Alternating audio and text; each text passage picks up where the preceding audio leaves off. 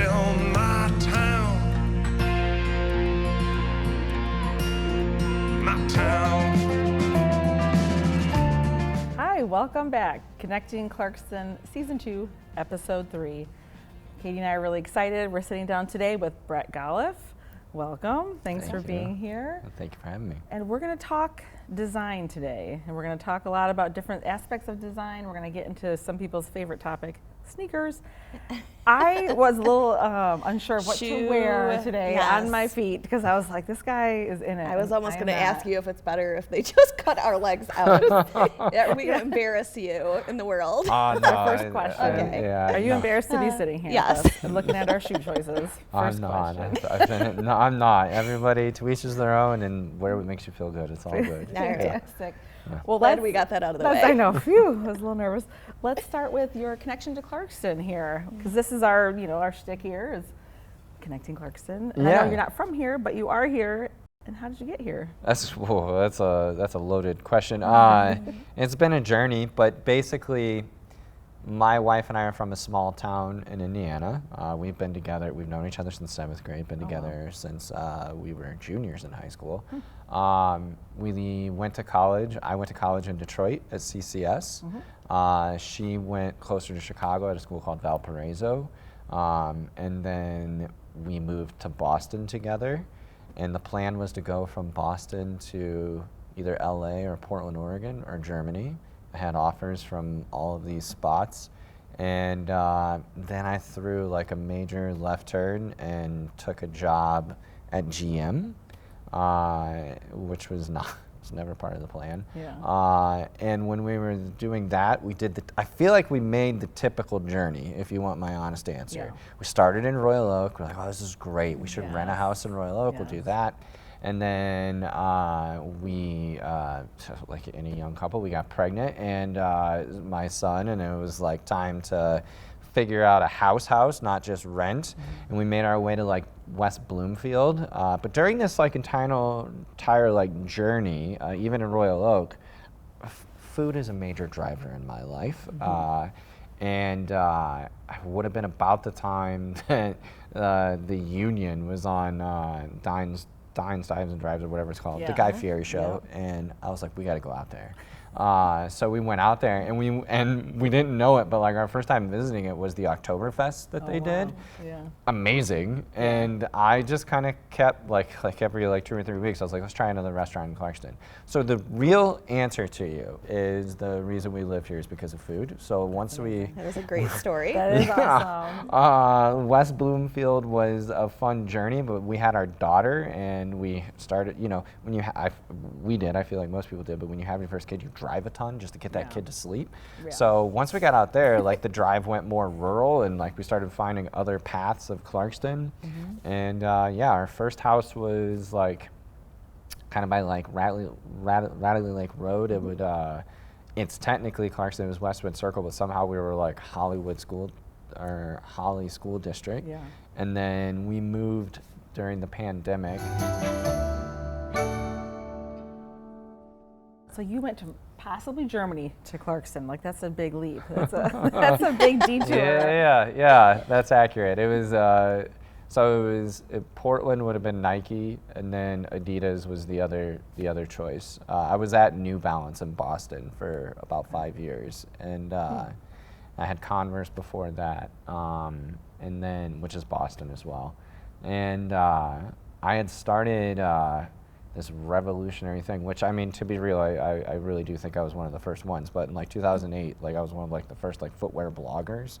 And like I started talking about, growing up, I was obsessed with too much of design and art, but I was obsessed with car design and footwear design. But footwear is what I went forward with, but cars in particular, growing up, had like such phenomenal writing behind them. Like pick your magazine, you could pick your publication, Car and Driver, Motor Trend, Car, or any of that. Like, it's just beautiful writing. And I was like, even in college, which to the area it makes sense, but like footwear at the time wasn't that respected. I was the third person on CCS to go into footwear. Wow. And like, and they were like, why are you doing this? And I'm like, this is a real thing, guys. But I decided to be that voice. And Stacy my wife was in grad school. I had a lot of free time. So I was like, all right, well, I'm going to start writing. And I started doing that, and I would just share my journeys and talk about footwear design and why stuff is made the way it was. And that kind of blew up. But the odd thing that happened with it was one of the former directors of innovation at GM was a former like Nike guy and like a big like footwear dude. And he reached out to me and he was like, you should come interview here. And I was like, well, worst comes to worst, I go spend some time with my friends for a night and like, you know, we'll see where it goes. And then had that like fall of 2010, and we were out in Portland on our, whatever they call it, you're recruiting to pick your house, basically, right? Yeah. And we were in the Ace Hotel, like I can remember it, and like we have an offer from Nike, we have an offer from Adidas, and I was like, all right, well, we're taking one of these. Yeah. I should be polite and call GM and kind of tell them where I'm at, even though I hadn't really heard much other than it went really well. And I call them and they're like, no, like we're gonna give you an offer. So we went from like this like scenario of like I don't know, we were pinching to get by, like to be frank, in Boston, and she's grad student and I'm figuring life out, and then we have like these three things in front of us. We're like, oh, what do we do? And I chose GM because the other two seemed like, not easy isn't the right word, the natural path. And like GM wasn't something that I ever expected, and I knew it would challenge me in an incredibly like healthy way. It was also, I mean, like corporation wise and you know, the sheer amount of people, it's a small city, right? Yeah. Like navigating that and understanding and learning, I thought would be valuable. And then on the flip side, I also believed that if I worked hard enough and stayed relevant enough, getting a footwear job would be available again. Later on, yeah. It's so interesting, and I hate to stop the flow of everything that you're saying, but I feel like if we pass it, it won't make sense to come back. But can you tell us a little bit about CCS and how you chose CCS and your experience there? Yeah, so I'm from a town called Angola, and it's northeast of Fort Wayne. Is kind of the closest landmark. Oh, I've gotten lost in Angola before. Oh, congratulations! Yes, I'm on my way from here to Kalamazoo to go to college, and I somehow and I looked up. I'm like, I'm in Angola, Indiana. What in the world? So. Yeah, I've been there. Love it. Love it. Great detour. We still spend a lot of time down there. Our family's all down there. So we spend a lot of time down there. And I loved the community growing up. I mean, it's small. I think, I could be wrong. I haven't looked it up in a while. But at one point, it was like 7,900 people. Yeah. But then it grows to between 40 and 60,000, depending on the year in the summer, because of the lakes. There's like 100 lakes. And which is dope, but I was in this like small community, and this leads to CCS, but like basically at 3 years old, my mom put me in private art lessons, so and they weren't like, I don't know how to say it without like sounding arrogant, they weren't just like, oh, here, do some watercolor. Like I was doing legit art. By the time I was 6 years old, I was into like oil painting, and then like just going down the path, and we hit sculpture, and I hit this whole journey of like just pure art. Then I also was born in 1984, so I think I was of the era of what I like to call the Michael Jordan and like explosion of rap music and everything else era, cable TV, all those things. So naturally, I had to try and become a professional basketball player. That didn't work like at all. Yeah. By like 5th or 6th grade, it was pretty evident that I was gonna be scraping by just to make the bench. And but it was still fun, and I loved every part of it. And there was a magazine that was, I literally can remember in my mind where I was at when I got the first issue of it. But it's called Slam, which is now probably one of the most iconic basketball magazines ever created. And the first one had Larry Johnson on the cover, but the fourth one would have been when Michael came back to the league, and there was an article, a little brief snippet about one of the future Jordans, and I was like, and they talked about how they drew it, and I was like, oh, I could draw it. So roughly about 4th grade, I started drawing shoes, and then 7th grade, this beautiful thing happened to the world. The internet came out, and I started getting on all this stuff. But the key thing was like when our teachers got their email addresses, I very quickly realized that it was first name dot last name at anything. And at that same time, the second most pivotal slam magazine that ever came out was it was called 100% MJ, and that was like as Jordan was transitioning to get his own subsidiary of Nike to the Jordan brand, and there was an article just on the Jordan brand, and in particular Tinker Hatfield and David Bond, who David Bond and I now work with daily, but Tinker is, if you talk to anybody that's of this word sneaker culture and sneakerhead and whatever verbiage you want to tie to it, Tinker's the god. And so I emailed him as a 7th grader, and I was like, hey, how do I do this? And he wrote me back, and that led me to figure out how to like keep doing art. And then I had another pivotal thing. She's like a second mom to me. Her name is Jeanette Meridew. I think a big thing about a town that size is making sure that you have other voices that come in and out of the town. And I was lucky in the sense that she had always taught there, but they left for 3 or 4 years, what I would describe as, like from a GM standpoint, as an ISP. Her husband was an executive at a local automotive manufacturer. It was a wheel company, and they went and ran the Italy group, right? So they were like in Italy, Venice and stuff like that. And she came back, and I would have been a freshman, I think her first full year back, possibly 8th grade, but regardless, she was like, no, you need to, and she was one of my teachers young as well, one of those private art teachers that I had, and she was like, no, like you need to be in the art room. Because I decided I wanted to do footwear design, and because, this is sarcasm, but just because we're from the beautiful Midwest of at that time, like, oh, you have to do math. Like, if you're gonna design, you have to do math. Like, no, that's engineering. Like, and I would argue, and I would fight, and like, luckily I have a super passive aggressive mother, and she was just like, oh no, like he's doing what he's doing. And I would fight with the guidance counselors, and I would argue that this is not what I need to be doing. And I would bring that magazine out every time, and I would show them, like, this is a painting of an Air Jordan 5 that's inspired by a World War II plane. This is not what you're having me do.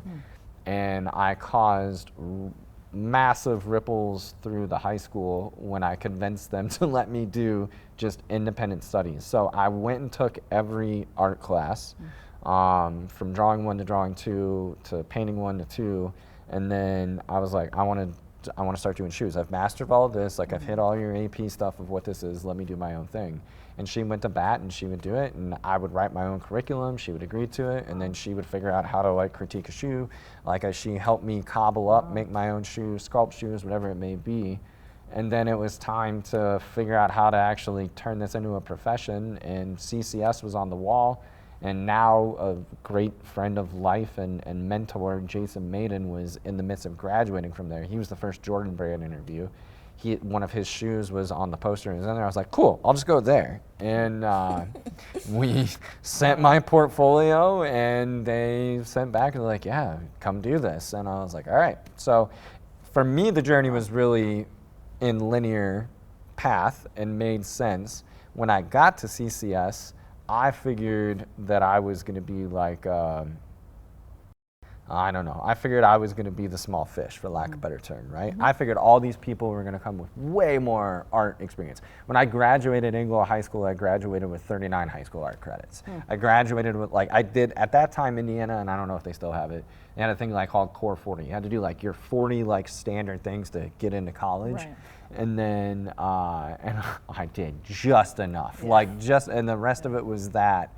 And I then went to CCS because of Maiden, and I get there, and like there's kids with like 2 high school art classes, and I was like mind blown. So I came in, honestly, like the freshman year was perfect for me because I was pretty much way ahead of most people and was able to really just focus on the stuff I wanted to. And then I had an internship after my freshman year, which at the time didn't really happen there, and went to Converse, and then there was Nike and like all this other stuff, and just kept building it. And I guess the rest is somewhat history from there. But so that's interesting that you were so passionate so young about shoes and about art and so focused. I think that's pretty rare. Yeah, for humans I'm learning in that general, even with children now. Yeah, you'll see with young kids. But I'm curious too that you were so passionate about shoe design even since you were little, and then pivoted and said, I'm going to go design cars. Like, I know you said, oh, later I can come back to shoes, but that's a real, like, that's an interesting. Just because you want a challenge. Is that what it was? Just a challenge? Yeah, I mean, it was, there was a few things. Like, I was told that it was going to be Corvette. That's like one of the most iconic American design pieces, period, right? So there was that. There was this other part of me that, like, New Balance is like, let's just call it like Clarkston footwear. And what I mean by that is it's really well organized, it's really well put together, it's great forward facing, but it is small town in that sense, in a healthy way. And there was a great community. And I knew that if I had to get to wherever I was going in life, I needed a little bit more global experience. GM checked that box pretty quickly. And I mean, I'll totally be frank. I was like, let's do this for a year and then get out. Sorry, get out. And and I was like, let's see what happens, right? And I ended up being there 11 years, so it didn't work out that way. But I immediately, not immediately, because it was never a goal, but opportunities started coming because of the blogging. And like one of the GM execs that brought me in is he's now at Amazon. His name is Afori, and he was like, he was the head of like HR, and he was like, Brent, don't stop doing that stuff. He's like, as long as you're not like designing cars for another company, like you're not hurting anything.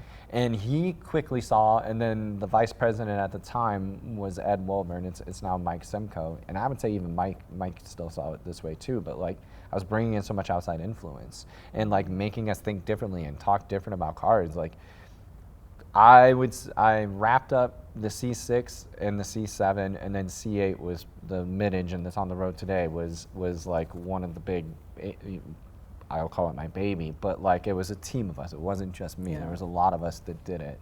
Ryan Vaughn, Tristan Murphy, and a handful of other people, and more past that. A couple other locals, to be honest with you. But what I know that I brought was like the footwear side of it, which was like, footwear does a phenomenal job of selling an emotional piece.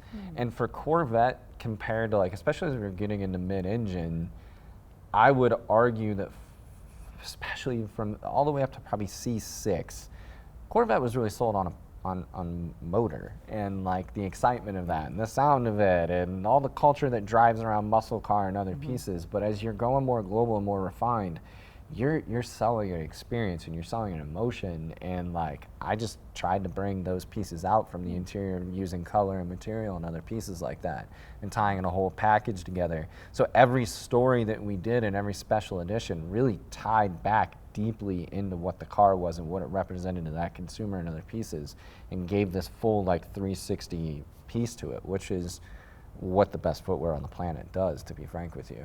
Interesting. I think it's always interesting when there's like a merging of two industries and taking your knowledge and experience in one and merging it into another. And I remember sitting in a dental conference and one of the speakers was talking about how every time they're traveling and they're in a hotel, they'll try to like sneak into conferences happening, just because of the insight that you can pull out of something that's totally not related to anything you're involved in. And I think like you're the best example ever of that. I don't know about that, but thank you. I think for me, where I struggled like at like a CCS is a lot of times like it's surface value when you're like a freshman, sophomore of like what you draw. You're like, I saw this awesome piece of architecture, so I put it on the side of a car, right? Like it's very literal. I was horrible at that. But like if I could sit and listen to somebody else speak, it made me think differently and it challenged me in a different way. I think that I had a successful career run, whatever I want to call it, because I'm still relatively young, but I think I had a successful stint at GM, but I ruffled a lot of feathers in that sense. Like you have to find your way to get your uncomfort of everyone and understand that you're challenging it in a healthy way, right? And that, the good people at GM taught me that really well and embraced it, because if you're going to be a company that's going to survive in this world, no matter what it is, like you have to rethink yourself. You can't continuously go back to the same thing. I literally started at GM the day that they went back on to the stock exchange in 2011, January 3rd, 2011. And it was a new company, and the pitch to me was to bring in somebody that had a different experience with it and to share it that way. So. That's really cool. My boys are going to be so excited. They are big into cars and be like, I talked to this guy who designed it. It sounds like it's a much more holistic process. Yeah. A car design, I was like, okay, you're going to design the door. In my mind, you're designing the whatever, but you're saying this is a whole. I would say I went through both sides of that. Certain vehicles have, let's just say, certain vehicles have like a carryover part that you have to learn to utilize, like, and you can kind of pick it as the ones that are like go to market, more financially stable ones. So like the Corvette, I was lucky. My two favorite projects that I did a lot, but my two favorite projects that were Corvette and Hummer, and it was the same teams that were doing it, and they brought in teams that like looked at things in a different way. And I would say it was similar to New Balance in a healthy way, where like New Balance had each product category broken out into what they would call small business units. So obviously you're part of New Balance, but like everybody had like their own individual budget and like how you treated it and went and did other stuff and how you were going to market and sell it and went its own way. And that was really formidable. And like that's like Corvette finally got that way, and then Hummer came in that way. And like when you have that, you have a team that's devoted to it, and you live it, and you breathe it, and you take it further. So when that happens, it becomes much more a holistic experience, and it doesn't just become an isolated piece. Yeah. You can see the products that look like an isolated piece. Yeah, exactly. Yeah. So how did you pivot back to shoes after that experience? The entire time that I was at GM, like basically within like 4 months, which I didn't plan for it, I got contacted to like do some consulting stuff, and I was like, sure. And like I didn't really know what that meant at the time, and I took it, and I got one, and I was like, oh, that'd be cool if I got like another one, and I was like, oh, I got another one, and then it kind of just kept.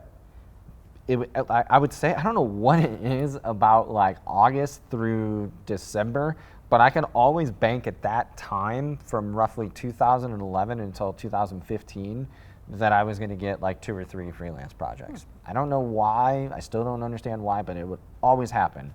And it went from being 2 or 3 kind of various brands, and like I would do stuff with I don't know, a bunch of big brands like a Nike, a Jordan, an Audi, and then I would have these startup ones, and then I would have some smaller brands that were in between there, and then it just started getting to be like return stuff. At the same time, my career is like thriving at GM. I became a design manager in 2015, and we had Gavin in 2014, so I kind of started slowing down like a little bit, but then at the same time, like, the moment I had Gav, or I didn't have him, Stacy had him, but the moment we had Gav, it made me value time in a different way, where I was like, I can maximize all this so much better. And I just started pushing. So, I mean, to be frank with you, I basically had like 2 60-hour-a-week jobs. Wow. And like, I loved it, and it wasn't hard. The GM thing, though, gave me an opportunity to test my financial limits of how far I could charge for something, because I wasn't banking on it for our income. And that taught me a lot.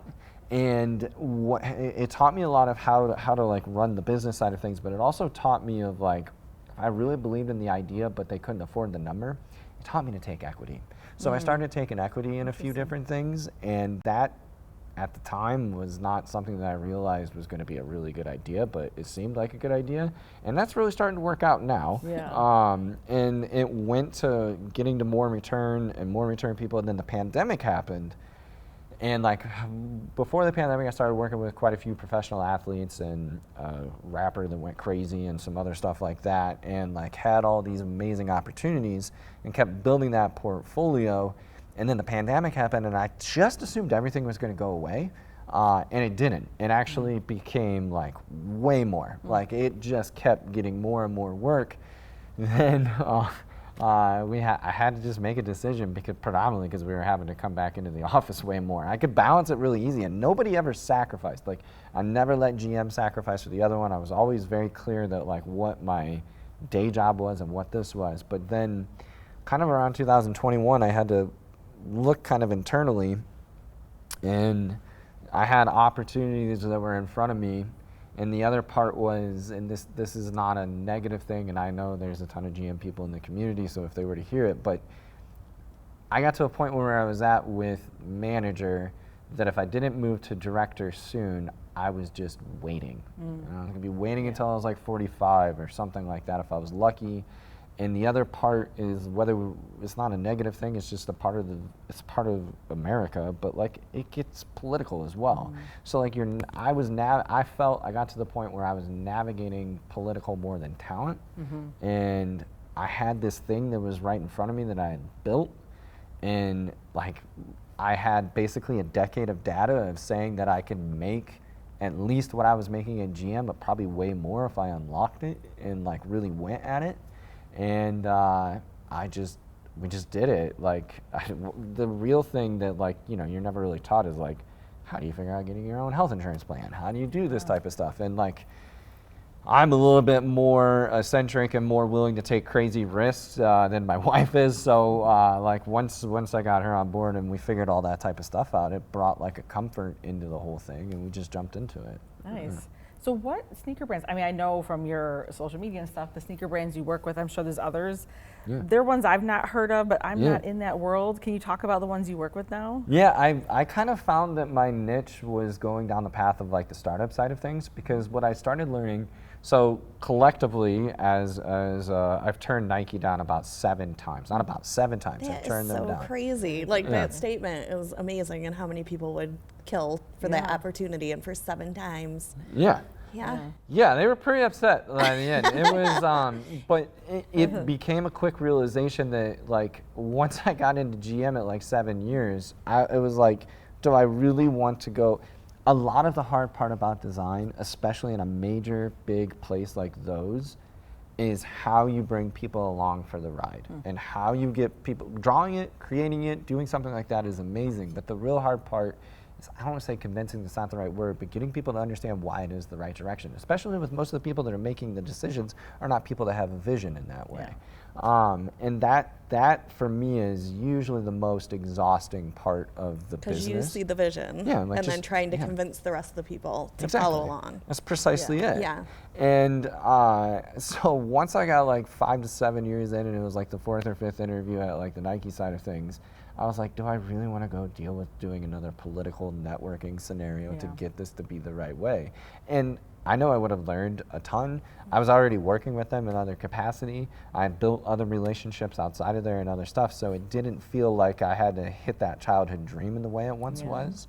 And then what I realized after I kind of like put the end to it was that I was like, oh, they don't need me, but these other people need somebody that's at my capacity, because there isn't a lot. There's a few more now, but there's probably like 5 people, and I'd say there's probably still 5 people that I consider my competition in that sense of being outside of a corporate wall. And they needed people that had like the vision and can make it happen. And then the other key part to this is like a lot of designers do not spend time figuring out the factory or figuring out the sourcing or figuring out that process. And like I would get a client, they might have a ton of money, and you can have all the money in the world, but that does not mean that a manufacturing company is going to deal with you. And I just learned to navigate that side of it as well, of figuring out the sourcing, figuring out the backside, and all the business side of it. So I kind of realized that I had this whole opportunity of bringing something not just from sketch to tech pack to the physical reality of it and making it the full sourcing and like helping get it into the country and learning the duty side of things and learning 3PL and other stuff. And that all just started coming together with the companies that I was working for. So one's Ethics, that would be a basketball brand that I helped start with Langston Galloway, which coincidentally he was on the Pistons at the time that we started it, but we met in LA. And then he's now in Italy. So we started that from, like, I've done everything for that, from logo design to all the footwear to the colors to helping bring that into the country, like helping make it a whole process.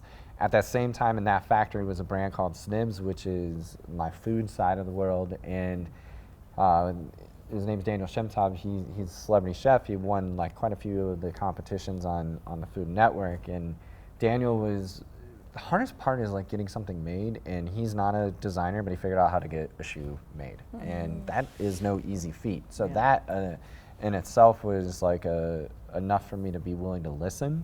And he's in the same factory. The factory, I don't want to say they're tired to deal with him, but like he doesn't know how to make a tech pack, and he's constantly changing stuff. And they're like, you should talk to Brett. We like the way Brett works. So Daniel and his business partner Hike, we came together over the pandemic and like did one shoe, and then I did another shoe, and then I did a bunch of color stuff, and then I'm deep into food, like really deep into it. Like it's one of the most important things to me. And like figuring out, I'm so close to like basically being able to make everything and not have to like have a package for it, like all from scratch, which makes our dinners take a lot longer than it probably should. Do you have like a thing with egg sandwiches? I do.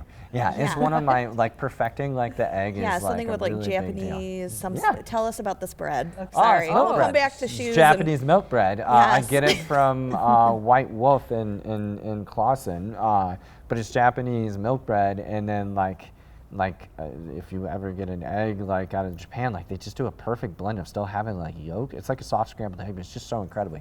So I've been trying to remake that forever. I get okay at it. I've done okay at it, I will admit. So like that was a deep passion, and they're doing this, and like it took off for them. And then I was like, man, we could do this in like a different way. And we've been bringing in other chefs that are like our Michael Jordan or our Penny Hardaway or whatever you want to use, LeBron, let's use that. And like they're people that like I watched their chef's table on Netflix, and now I'm like, it's like Nancy Silverton is one. She's like she's like the queen of cooking in my opinion. And then Chris Bianco is widely considered the greatest like pizza maker in the world. Like, so we've been taking all of this stuff into this industry that has hundreds of thousands of people that work in it, but yet have footwear that they sacrifice, and it's poorly made. It's typical uniform stuff. Like the other comparison is like all the athletic shoes that I was doing, like it doesn't matter what it is, like the longest like lasted design shoe like, is a running shoe, and that's built for like 2.5 hours, and nobody's gonna run a marathon, right? Yeah. So it's like 300 miles, and then like basketball shoes, they never touch the court. So why are you wearing them to be on your feet for 10 to 12 hours out of the day? Mm-hmm. And so I just started taking the principles of what I learned from the athletic side and bringing it into this, and then like we also are really deep into like streetwear and high fashion and stuff like that, so we put that type of edge on it. That's Snibbs? Yeah, that's Snibbs. Okay. Yeah. Interesting. Which is really fun. When you say, okay, when I think of designing a shoe, I'm thinking you're sitting there sketching what it would look like and the designs and the exterior, but you're getting into every single detail. Yeah, sourcing material, all that stuff. Everything. Yeah. That's not what I expected. Okay, is that traditionally how it goes, like for a designer, or is it because you're working with these smaller brands? I think a good one. I think it's a little bit of control.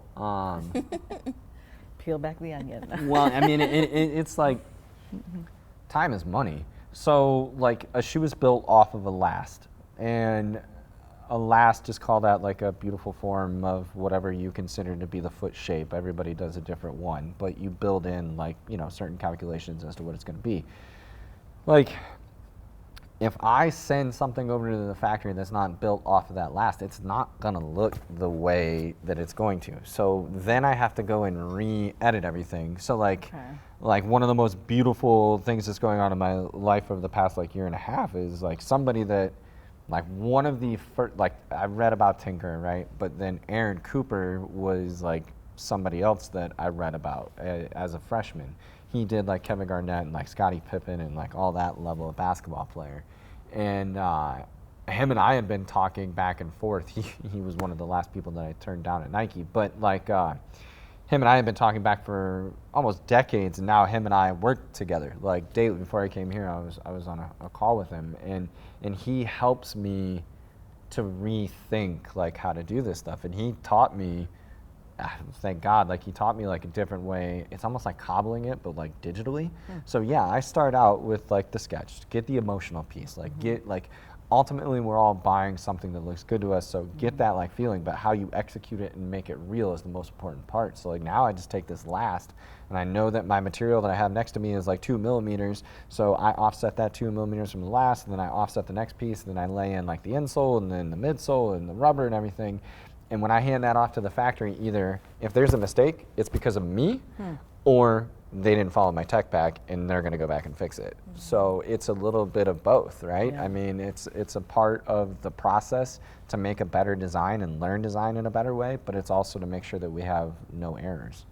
I did not expect that. When you say there's only like 5 people that you would kind of consider your competition, do you see that changing just with how popular? I mean, you saw this way before anyone else. I think that I was the original side of it. I think, so I will be 40 this year, and like, I probably, like one of the first like original like things that is like, I don't know, whatever your kids might be into, but somewhere along the lines, it's probably like, I don't know, his name's Nightwing, or it's Joe LaPuma on Complex, who does like sneaker shopping, and it's like, Joe's like a good friend. Both of those guys are really good friends of mine, but like, we all started with Nike Talk. Nike Talk started in 1998, and it was like a message forum, and like that changed the world for a lot of us in that sense. But I would say that's where sneaker collecting started. And like, I hate that term, even though I have like 1,700 pairs of shoes, but like. Oh my gosh, can you send us a picture? Can we include a picture of your shoe collection? Yeah. A video,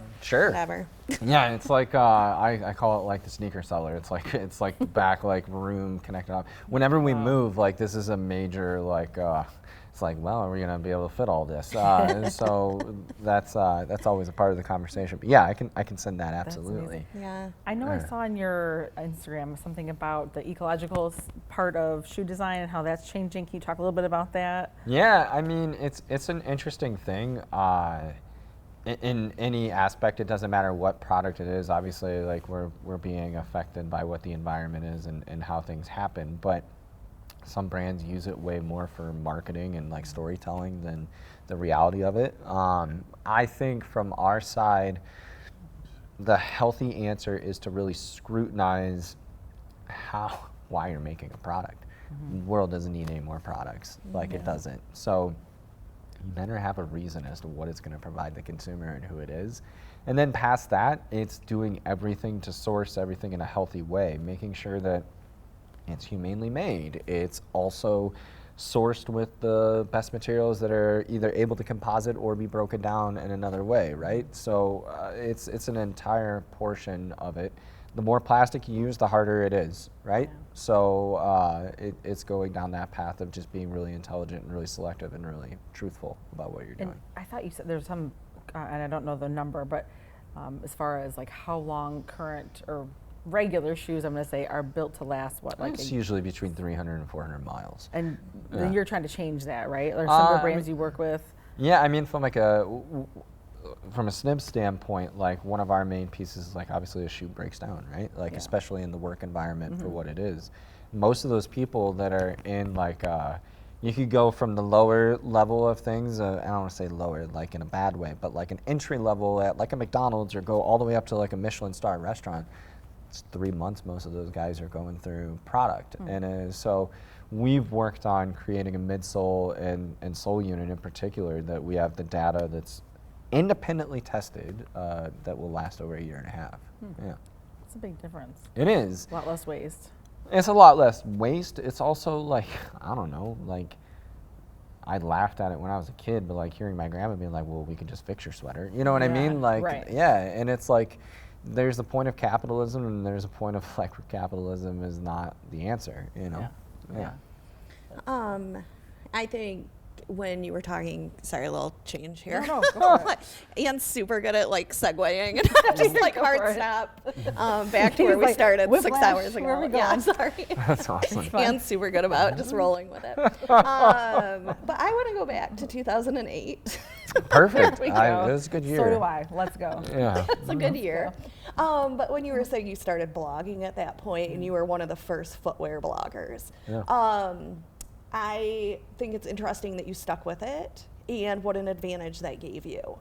And I think that there's a real lesson to be learned there in doing something that nobody else is doing.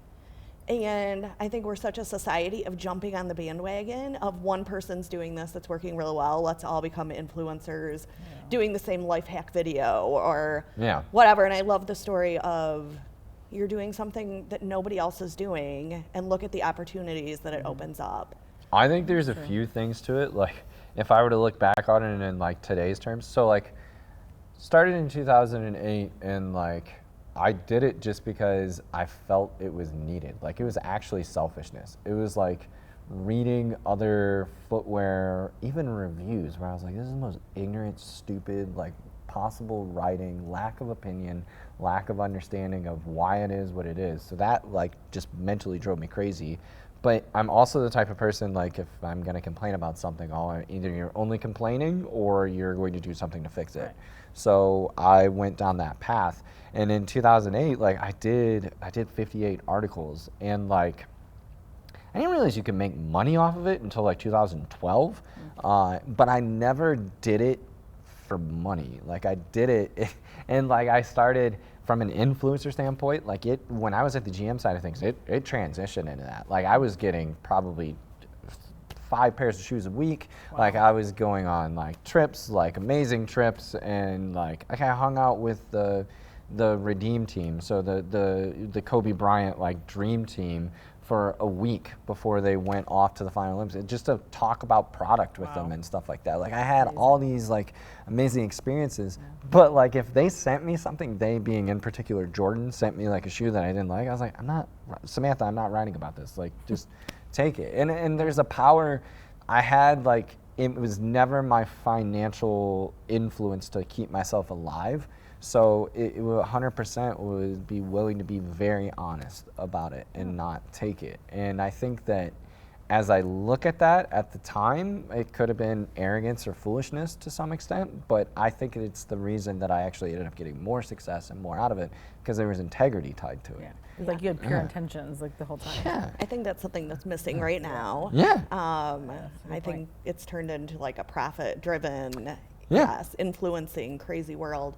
Also, you had mentioned a period where you were designing for a rapper. Can you tell us more about that? Yeah, Who it was, details? Yeah, it's the first time in my life, sometimes this joke doesn't land, but it's the first time in my life that like a divorce kept me from getting a full-time job. So basically the Kardashian Yeezy divorce, like, screwed everything up. Yeah, I was in the midst of like coming on as like I was been on the Audi side. I was in the midst of interviewing, went through the entire process all the way up to KW, and we were like, we had a real estate agent in Wyoming. We were moving out there, and like, I knew all the stories, I knew what it was going to be like. I knew it was going to be chaos. And I was like, told Stacy, I was like, 1 year. We're going to do this for 1 year, and we're going to see what it's like. And then, like, I was waiting on the offer, and then they're like, hey, do you think like you could move to Atlanta instead of Wyoming? And I'm like, sure, like, I don't care. And then it went from like Atlanta, and they're like, well, what about Chicago? And I was like, even better. Like, it's still 2.5 hours from home, like, even better, cool. And I'm like, all right, well, it's back to Wyoming, and like, it just kept going on in this, and then like, it became official that it was like ending, and they're like, we're gonna circle back. I was like, all right, and then they kind of stopped, whether they would have admitted it or not. I don't know, some people that are tied. So there's the Kanye side, and there's like 5 people that directly work for him, and then there's the Adidas side.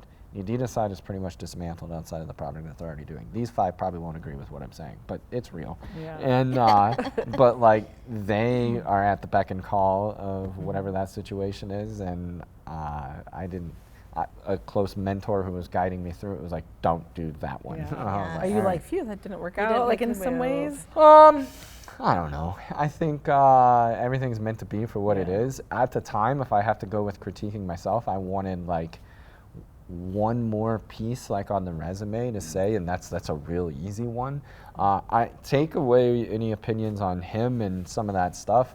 What he was doing at the time was by far the most innovative stuff in footwear.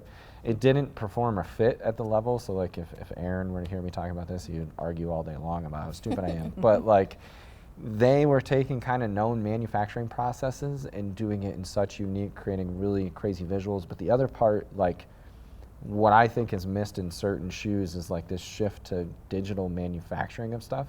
And like, they had people hand sculpting everything like out of clay, which is how the bulk of the Nike product that most people are in love with from the 80s and 90s was done. So there's like a hand feel to it, and that's hard to explain to somebody that doesn't know how to look for that. But like that's what they were doing, and you can see it. Like it's so sculptural. It's just so different, and that would have been fun to be a part of. But yeah. Yeah, for sure. So you kind of dancing around this whole concept of sneaker culture, which I kind of wanted to get into with you because I don't know a whole lot about it, and I would just like. You referenced sneakerhead Dean Brody, who recommended we talk. He talked about how he is a sneakerhead. What is it? What's that culture? And I don't know. Maybe give us a little more info on. Yeah, no, that's totally cool. I think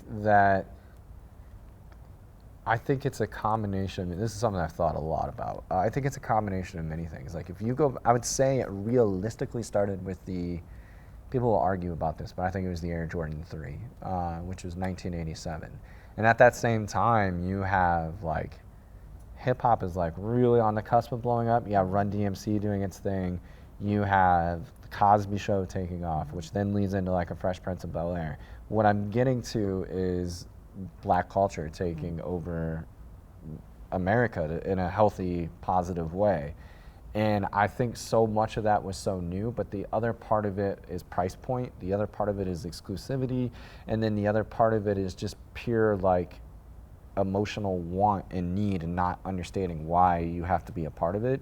But then you also have this athlete that is not the first marketed athlete, but definitely the first like businessman of an athlete. And I don't think he meant to be that way, but his play drove it. And then you also have somebody that was so dominant at his sport that changed everything. And then Nike is a marketing company far more than they are a footwear company, but them turning all that changed everything. So for most people that get into sneakers now, it's a weird thing, it's a tainted thing. It fell apart in 2012, but it became a collectible resale thing around that time, and that people can just buy into now. You can go and buy any pair if you have the money, right? And it wasn't that way growing up. But I guess my point that I would say is that it becomes this piece of like, it's just this emotional piece that ties you into it. I don't believe I'm a collector, even though I have so many that I have. I have went on and become. You should phone your wife. And would she agree with that statement? She's heard the speech enough. Okay. Most of my stuff is like heavily research based. Pick anybody that goes to school here who likely has X amount of Dunks and other Solomons and other pieces like that, Kith pieces and all these other things. I buy one that most of those kids that would know and talk about would be the Union Jordan 1. The Union Jordan 1 is a shoe that's really special to me, or the Off-White Jordan 1. Both of those are really special to me. I didn't buy them because I collected them. Union to me was really significant. From coming from a small town, like I didn't have access to stuff, but they launched their website in 2002. And the key thing that they did with their website, even all the way to now, is they give a paragraph or more about why they're selling that designer and why it's so important and what they do and the way they create it. So my connection to some of this stuff is far different than many other people. If you were to come into my office, like it's Flight Posset 1s and like Nike Zavachkas and like stuff that makes me think differently. And to your point about influencers, there's not enough of that happening right now. Yeah, I actually think you guys are from here, right? We've talked about 2008 a lot. To me, the main reason why GM had its issues in 2008 was remaking the same vehicle over and over again and going to the well over and over again of what the same thing is. You're watching it happen with Nike right now. Their inventory is ridiculous. The stuff that was selling 3 years ago is not selling now. You're watching them tank their whole legacy if they don't get it under control soon because they relied so much on sneakerheads. But yeah. What worked before does not work in the future necessarily. They have to be good shoes, though. I mean, first and foremost, right? They have to be very comfortable, very functional for these high-performing athletes, right? Or is that? Yeah, well, I mean, that's actually what I think has been my fascinating journey is like, for the most part, like the shoe that is on the court is what you as the consumer get. But there was a handful of players, Kobe Bryant in particular, that like really had deep opinions about what his shoe was, and none of it was about aesthetic. It was only about how are you going to make me a better basketball player, and there's not enough of that.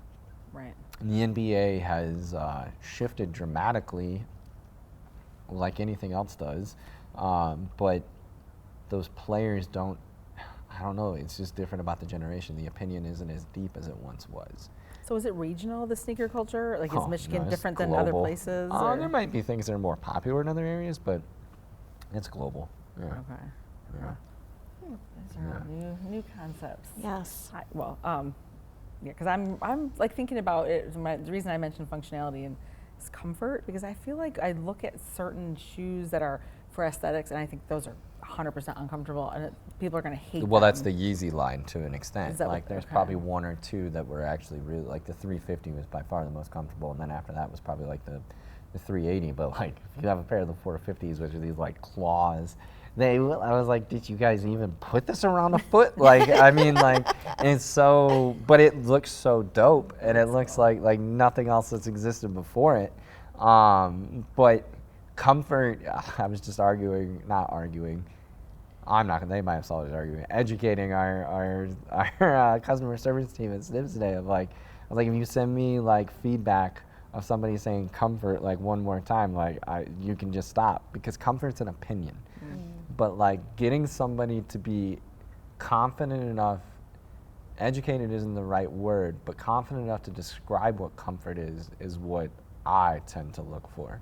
Because like you're wearing a very thin sole unit shoe. Some people, that's not comfortable to 50% of the population, right? But it works for you. And I think it's like getting people to actually describe what they're looking for in anything. I mean, furniture, I don't care what it is, like getting yourself to be able to not critique, but be able to communicate why it works is usually half the battle as a designer. I'm just going to go out on a limb and say I don't think comfort is number one on Kanye's list. No, it's not. It's an aesthetic. Yeah. It's a vision. Nothing like, Definitely Nothing not. makes sense. even that grill does not look comfortable. Sorry. Oh God, yeah. I thought you meant like a grill to grill. No. I know what you're talking about. When you think about your future, because you're young, and is sneakers it? Is there something in like you're journaling about or blogging about, or is there a side project that you're looking into designing something totally different? I think like I'm thankful that like the way things have come together, especially with Snibbs, and then in particular with Aaron and a few of the other things, is that like I feel like I have this weird like second life of like I'm now really, like, I designed shoes before, but now I'm like really designing and learning it. So I think there's like a healthy journey of still learning that process and going through it. I absolutely love what we are doing at Snibbs, and like I think it's a really special thing, and I think that that's going to be like a massive. The other day we were at Gavin's basketball game, and which was over at like the Sashball Middle School, and like 3 pairs that were in there were seated by me, so that made sense. But there was 4 other pairs that were in there. I was like, yes, like it's coming together, and we're watching the business grow in a very healthy, rapid way. But the other side, like I just know the way food culture really took off during the pandemic, and it's not slowing, and like those guys are finally able to not just be in the back of the kitchen and in a uniform. I feel I compare it on our calls a lot, but I feel like we're seeing what took sports into like another area. Because like what is athletic wear is now just regular stuff. Like it's not special anymore. Yeah. You don't associate it that way. Like healthcare, shoes have been a big thing in healthcare. Yeah. The restaurant world are on their feet as long, if not longer. I think it makes a lot of sense. How did the name Snibbs? Jason Snibby, he's like the doctor that we worked with. Yeah. Got it. Yeah, he's a good dude. He's out of LA. He's orthopedic surgeon, but like focuses more on like he does a lot of the athletes of LA. Yeah. I think that there are a lot of kids who are very creative and very artistic, and your path amazingly started when you were like 8 years old, and are still doing what 3, you, yeah, or 3 years old. Yeah, it's a pretty insane journey. But for some of the other kids who have this creative drive or this artistic streak, whatever, what are some pointers, or do you have any advice for them on how they can follow their passion? Or? Yeah, like I look at both of my kids to some extent. Like Tessa is really phenomenally just naturally gifted. And she likes to hone her craft. Like she likes to push herself and challenge and keep doing that. Gavin, I would say, is incredibly creative. He's bound and determined to be a tight end in the NFL, which is great. We'll see if that pans out, and I hope it does. But like he's also like a phenomenal piano player. But there's something where he's at in his age where like he doesn't talk about it. He doesn't talk about it with his friends. He doesn't like show it off. And like one of my favorite stories of picking him up is I was like, well, what happened to music? They're like, well, and they asked if we knew any songs. I was like, oh, I know how to play the piano. And everybody was like shocked and like nailed it. And like, I think there's something along the journey that most people, when they sit down to draw, thinks that they have to recreate something perfectly, and that's what drawing is. Drawing is nothing but a form of communication. The bulk of like my designs, and like if I'm in a hurry, like before I came here, we're working on apparel for Snibbs, and I'm texting with our apparel maker, and like I just took out one of my like, I'm trying to like show a pocket. I had a Supreme t-shirt, just took it out, taped over it, just did a quick like drawing on a post-it and just sent it to her. And like, that's how we're gonna manufacture it. Done. It doesn't need to be overthought. I don't need to sit down and do this beautiful illustration that like sells every part of it. At times, that's needed. But at some point along the creative journey, somebody's gonna get discouraged because they can't make it look exactly what they see. And what I teach at CCS as well now, and not as frequent. I do it every other semester or so. But what I focus on, especially with like the younger students, is like stop trying to draw like what you think and just draw like what you actually feel and what you know it can be. Because if you're forever proving what it needs to be, you're never going to create something new. You're just going to look at what it is. But if you can learn to draw something that you know can be, you'll succeed. And I think that it's not putting pressure on it, it's not overthinking it, it's just going and doing it. That's usually how I spiel it. Like follow your intuition. Follow your intuition. And if you're into something, like go, I don't know. So my wife's a therapist, so on the flip side of this, she would be like, I think she would have plenty of data as to like how it drives me crazy sometimes too. But like I think it's a healthy craze. And I think that like, I don't know, it is my sport to some extent. Like I want to treat it like that way, and I want it to be this thing that I expertise and master, and that might not be for everyone. I think if Tessa, if you were to ask her what she would be like right now, she's like, well, I'm just going to draw flowers for the rest of my life. All right, cool. How are we going to monetize that? But yeah. So, you know, you got to find your way. But I do believe more so than ever, creativity has an opportunity to have a real living off of it, more so than what I was taught growing up, that's for sure. Looking at your Instagram page, I did see where you had shared something about how on Thursdays you save Thursdays for yourself. I do. Sometimes it works, sometimes it doesn't. Okay. But yeah, I block Thursdays out. Well, that was actually like Daniel from Snibbs. Like when we first started working together, he did Thursdays, and he has a few companies. And he was like, it allows me to actually, you know, think and like get it done. He doesn't do it anymore, but I kept it, and I'll let in like some meetings, but overall, like I'm there to, sometimes I do nothing, I'll be honest. Yeah. But for the most part, it allows me, like one of my favorite things to do, this is opposite of our text chain, I apologize, but is to go to Lansing and go to the Zaha Hadid Museum, and like, which is incredible, and they always have like a different rotation of stuff, and like I've gotten friendly enough with them where I can just sit in there and draw, because they don't allow pens in there. And then Ann Arbor has like phenomenal bookstores and other food and like just a good environment. So I'll usually go and do something like that and just draw. Sometimes I'll go to Honcho and do it, but it's really not conducive to drawing in there. Like the bar is like it's really long, and then the chairs are short. Like it's really hard for me. It's not as comfortable as I want it to be. I want it to be more, but sometimes I'll be in there on my laptop. But just to go out and like force myself and think differently. I'm traveling way more than I ever have. I've spent an ungodly amount of time in Los Angeles lately, it seems like. And then New York, I go to a lot. Just go and see stuff and draw. Get inspired. And I worked with a coach for a while who would like really was always pushing us to do like go somewhere for the weekend by yourself so you can just let that creative side come out. And so I love the fact that for you it's like a weekly thing, because your creativity is how it all works. Yeah, and I think anymore it's like just giving myself the time to breathe with it too. I have learned, I'm lucky in the sense that as of right now, where the companies I work for, like I have either all or a massive amount of the creative control of what I design for in that sense. And what that enables me to do is I can choose to rush it or I can choose not to. We're not on like a seasonal timeline yet with how we do it, so it's like get the product right and really hone in on it.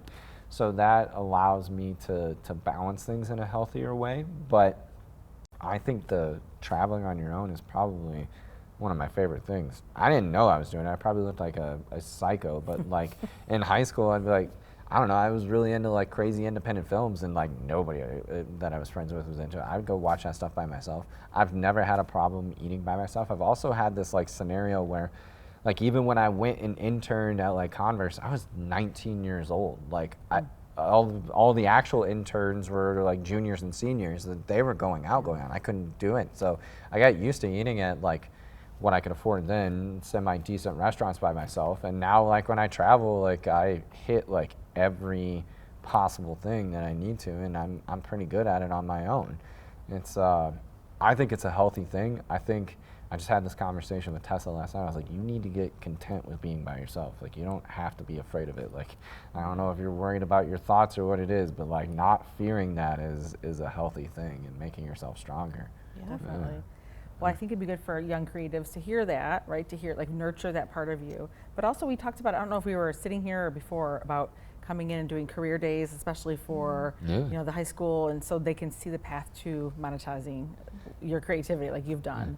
That'd be a really cool thing to add. I would love to do it. Yeah, I think it's I think that, especially now, like take art or design out of it, but entrepreneurship is like much bigger conversation than ever because everybody wants to be Elon Musk. But but I think that like just it really a lot of my success actually just comes down to self-confidence. And it's hard. I am not the most self-confident. Like I felt like I melted down last night, but like I am not. You just have to believe, and you have to push yourself through it, and you have to find your way through it. Sometimes for me that's running and getting through it, but like it's not giving up is really what the answer is. But being able to show other people a path, because I know that I have an extremely unbeaten path, and especially from the community that I came from, and now like where we're at here, like there's no footwear manufacturing here. Like, so like it's me going and figuring out the path still and other things like that. But it's that journey is, in my opinion, if you're built for it, is a much more healthy and rewarding journey.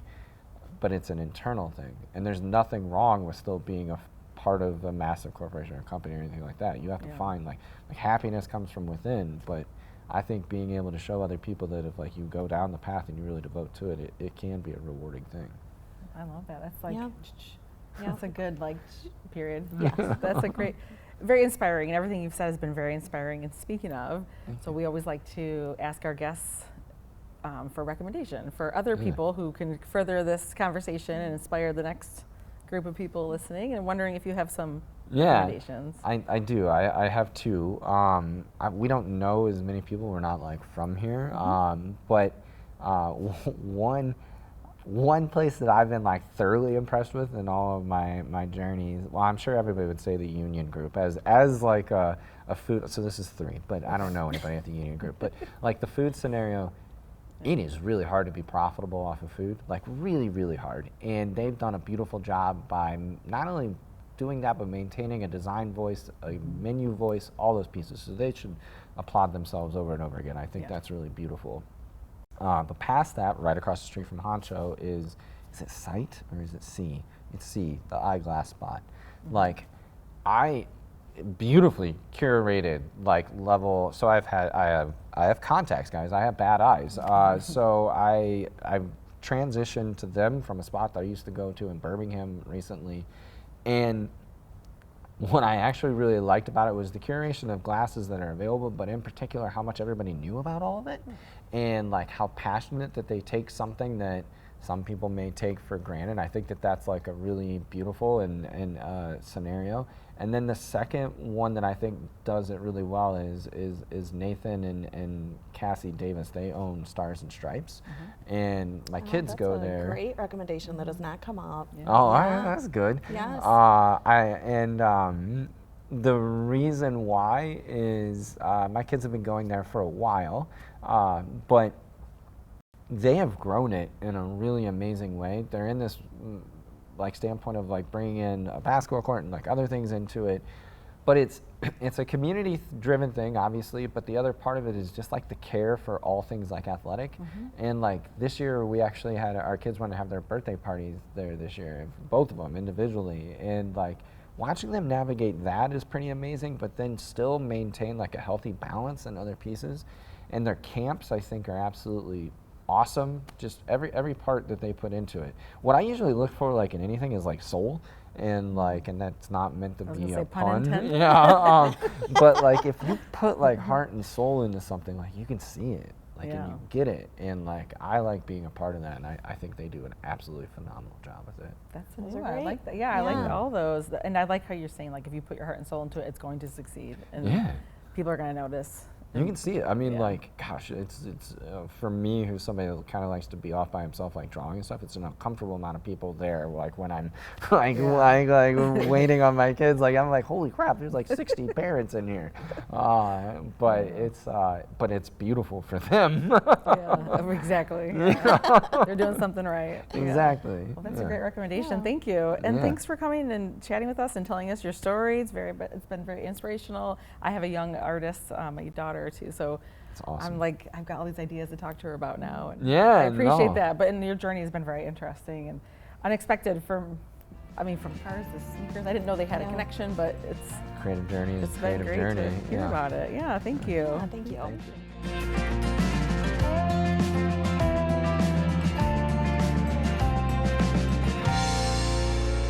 This podcast is brought to you by Independence Television, located inside Clarkston High School. The views and opinions expressed in this program are those of the speakers and do not necessarily reflect the views or positions of Independence Television, Independence Township, or Clarkston Community Schools.